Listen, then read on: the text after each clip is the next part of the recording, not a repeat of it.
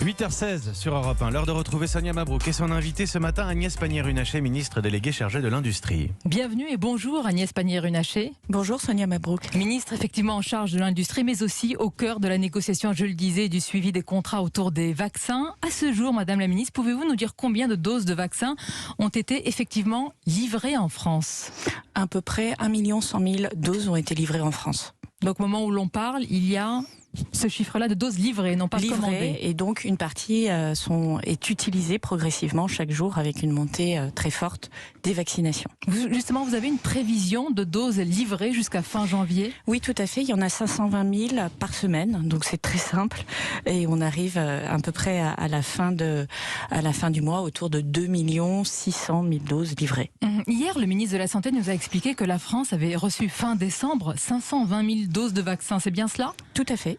Mais alors, comment expliquer, Madame la Ministre, que devant les députés, donc la représentation nationale, le Premier ministre, à la mi-décembre, affirme, je cite, que plus d'1 million de doses seraient livrées au 31 décembre. C'est-à-dire que la France n'aurait reçu que la moitié des doses qui devaient être livrées ? Non, en réalité, c'est le calendrier de livraison qui a été légèrement modifié. C'est-à-dire, au lieu d'avoir une grosse première livraison, on a eu 2 petites livraisons de 520 000, ce qui revient au même chiffre.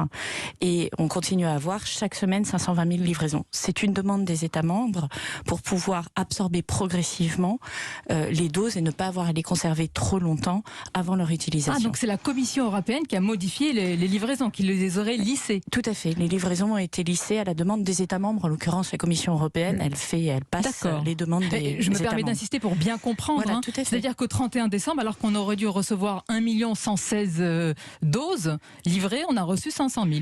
Non, on était au-delà de 500 000 puisqu'on a eu une première livraison le 26 décembre, puis une deuxième livraison le 29 décembre et une troisième livraison qui était aux alentours du 3-4 janvier. Donc vous voyez, ça modifie à peine le calendrier et en revanche, on prend de l'avance la semaine prochaine avec 520 000 livraisons de plus. Très bien. Et 2,6 millions de doses, ça fait environ 1,3 million de personnes vaccinées. Vaccinables, tout à fait.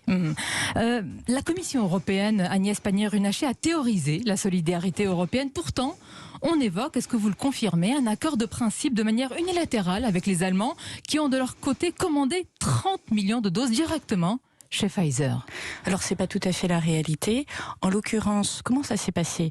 L'Allemagne avait commencé à discuter avec Pfizer et sous l'égide du président de la République et son impulsion, nous avons monté une coalition avec les Allemands, les Néerlandais et les Italiens pour aller négocier ensemble les doses. Et pour le coup, les Allemands ont joué le jeu et aujourd'hui les doses qui sont livrées sont uniquement celles du contrat européen et eux-mêmes continuent évidemment à avoir un lien fort avec BioNTech puisque c'est une start-up allemande, mais c'est surtout une start-up allemande qu'ils ont soutenue.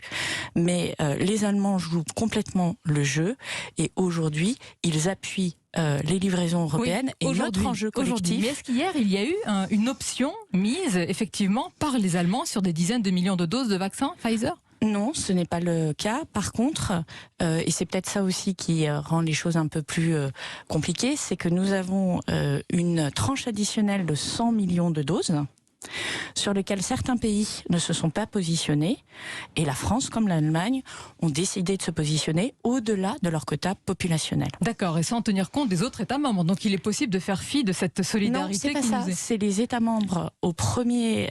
On leur demande s'ils veulent prendre des doses additionnelles. Et certains États membres disent « j'ai suffisamment de doses et je ne souhaite pas prendre de doses additionnelles ». Donc nous sommes toujours dans cette logique de solidarité. Et moi je veux insister sur le rôle absolument instrumental des Allemands dans cette négociation, parce qu'ils ont joué le jeu. Ah oui. Parce qu'ils ont été particulièrement proactifs, et je salue le ministre de la Santé, Jens Spahn, pour obtenir des accords. Donc vous n'avez aucun doute sur leurs intentions de jouer solo ? Non, je suis très à l'aise avec ce qu'ils font, et j'observe que autant on peut avoir des discussions rugueuses, et c'est normal pour organiser les choses, et autant aujourd'hui, donc il y a eu des tensions pour s'adapter. Extrêmement, je veux dire, ils ont joué le jeu de l'Union européenne, et aujourd'hui, toutes les doses qui sont livrées de Pfizer, et vous savez qu'on en a commandé 200 millions plus 100 millions de tranches additionnelles, les 200 millions de tranches fermes, elles respectent totalement le calendrier de l'Union européenne. On rentre dans les détails parce que c'est évidemment essentiel, ce sera l'un des outils stratégie pour sortir de cette crise et notamment de la crise économique. Mais vous m'avez dit tout à l'heure que les États membres auraient demandé justement qu'il y ait un lissage de ces dossiers. C'est quand même assez particulier. On aurait dû recevoir au 31 décembre 1 million, on demande un lissage, on reçoit 500 000 au 31 décembre. Pourquoi avons-nous fait cette demande ? Pour pouvoir gérer en logistique. Si vous voulez, entre recevoir... Donc on limite les doses. Pardon, Sonia Mabrouk, mais on est sur un sujet très opérationnel. Donc vous réceptionnez 520 000 livraisons le 29 décembre. Est-ce que vous avez besoin d'1 million de doses le 1er janvier ? Non. Est-ce que vous pouvez en avoir le 3 janvier 500 millions supplémentaires ? Oui. Ça fait le même chiffre à l'arrivée. Donc c'est une organisation opérationnelle logistique. Aujourd'hui, notre enjeu avec Olivier Véran, c'est de faire en sorte que ces doses soient utilisées le plus rapidement possible entre leur moment de livraison. J'insiste de nouveau, mais pour être sûr entre de vous la comprendre. vaccination. Madame, pardon, oui. Reprenons les chiffres. 1 100 000, 31 décembre, 1 100 000 lignes, le 3 janvier, ça fait pas beaucoup de différence. Vous êtes sûr, avec un jour près ?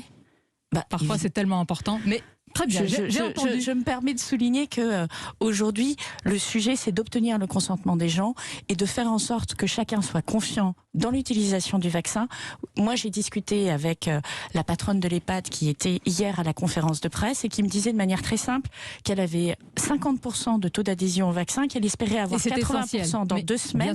Et ça prend du temps. Mais madame, il faut regarder les choses. J'insiste de nouveau, pour être sûr à chaque fois d'être précis sur les chiffres. Pour la France, c'est combien de vaccins commandés au total ? Pour la France, combien de vaccins ? 200 millions de vaccins commandés, précommandés depuis le mois de septembre.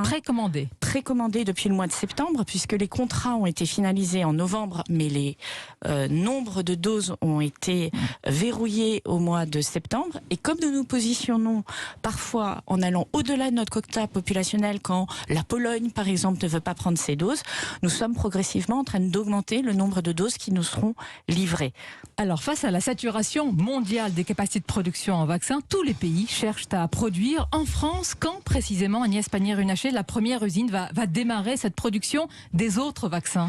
Alors, nous avons l'usine de Récifarm qui est implantée en France, qui va produire le vaccin Moderna fin février, début mars.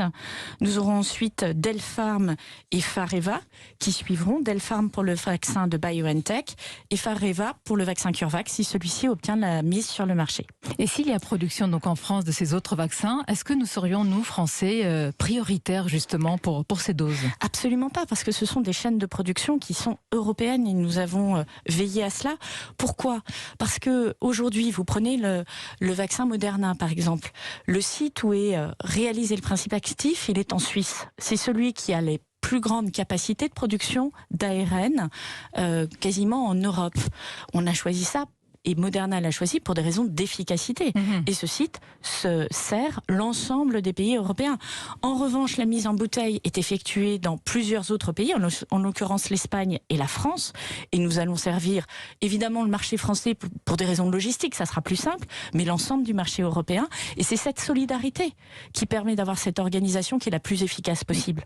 On le dit aujourd'hui, mais imaginons dans quelque temps, là, l'inquiétude monte autour du variant anglais, sud-africain, des pans de l'économie sont en souffrance, il y a un risque de pénurie et vous nous dites que même si c'est produit sur notre sol, on le distribuera les doses dont on aurait potentiellement, cruellement besoin. Moi, je suis choquée de ce repli nationaliste où chacun irait produire son petit vaccin dans son coin. La réalité, il existe ce repli, ce nationalisme vaccinal existe. C'est celui qu'on entend par exemple au travers de vos questions, mais qui reflète effectivement certaines interrogations.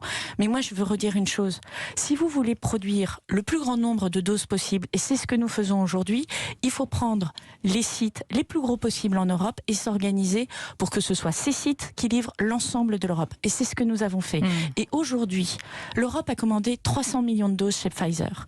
Les États-Unis en ont commandé 200 millions. Nous avons 450 millions d'Européens, il y a 350 millions d'Américains. Donc nous ne sommes pas en retard. Le sujet que nous avons devant nous, c'est d'essayer d'accompagner encore ces laboratoires pharmaceutiques qui ont fait une espèce d'exploit industriel. Est-ce qu'on le fait suffisamment ? Certains disent que Sanofi, justement, on n'a pas suffisamment, l'État n'était pas suffisamment derrière. Et Madame la Ministre, je vous donne un exemple d'une stratégie industrielle et dites-nous ce que vous en pensez. L'Angleterre a su associer un industriel AstraZeneca qui n'avait pas du tout de compétences particulières en vaccin, mais qui sait produire. Et il est associé à l'Université d'Oxford, une collaboration gagnante? Pour le moment, AstraZeneca n'a pas l'autorisation de mise sur le marché. Ils ont 3 mois de retard et moi, je leur souhaite de l'avoir le plus rapidement possible. Mais vous voyez que ce n'est pas un chemin semé de roses de faire un vaccin. Un transfert technologique, ça prend en temps normal 12 à 18 mois. La production, l'élaboration d'un vaccin en recherche et développement, ça prend plus de 5 ans. Donc c'est un exploit technologique majeur que nous sommes en train de mener.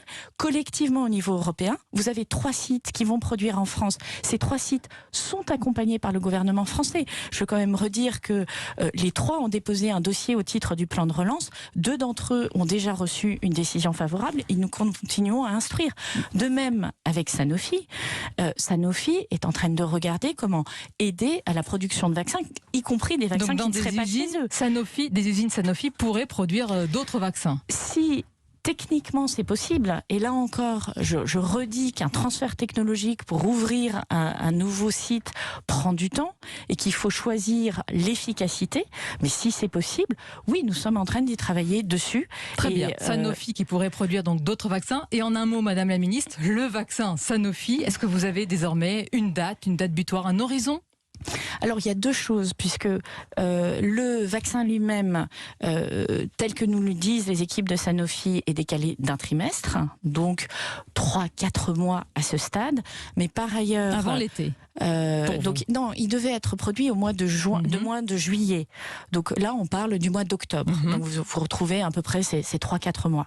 La deuxième chose, c'est que il peut avoir un intérêt à regarder une possibilité que le vaccin Sanofi soit utilisé en population générale. Je vais redire une chose très précise, puisque vous avez la précision. Conclusion. Tout à fait. Les vaccins qui sont aujourd'hui mis sur le marché empêchent le développement de formes graves. En revanche, nous n'avons pas la certitude qu'il empêche le virus de circuler. Donc ces vaccins-là, ils ne font du sens que sur les personnes vulnérables. Ce qui serait intéressant, c'est d'avoir aussi un vaccin en population générale dont on a la certitude qu'il empêche la transmission. Évidemment, parce qu'une personne jeune ne va pas développer une forme grave, a priori.